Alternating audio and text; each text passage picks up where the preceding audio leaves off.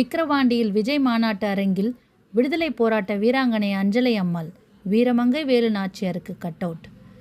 தென்னிந்தியாவின் ஜான்சி ராணி என தாவேகா போற்றும் சிங்கப்பெண். பெண்களுக்கான கல்வி மறுக்கப்பட்டது.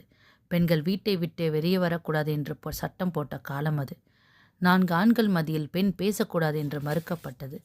அன்று காலத்திலேயே பல போராட்டங்களை செய்து நமது இந்திய நாட்டிற்காக சுதந்திரத்தை வாங்கி தந்து தென்னாட்டு ஜான்சி ராணி என்று அழைக்கப்படும் அஞ்சலை அம்மாளை பற்றி இன்று பார்ப்போம்.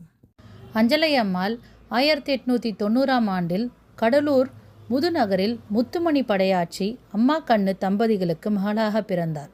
இவர் 5ஆம் வகுப்பு வரை படித்தார். கணவர் முருகப்பா ஒரு பத்திரிகை முகவர் ஆவார்.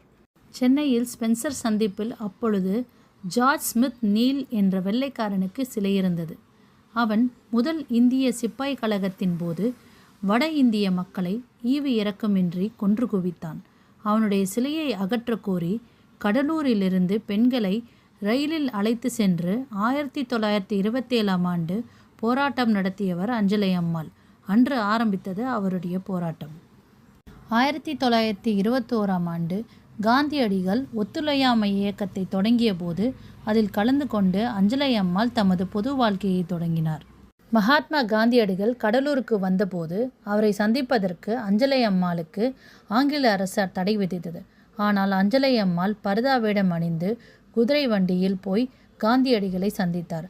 அதனால் அஞ்சலை அம்மாளை தென்னாட்டின் ஜான்சி ராணி என மகாத்மா காந்தியடிகளால் அழைக்கப்பட்டார். அது மட்டுமல்லாமல் கள்ளுக்கடை மறியல், அந்நிய துணி எதிர்ப்பு போன்ற போராட்டத்திற்கு சிறை சென்றுள்ளார் அஞ்சலை அம்மாள்.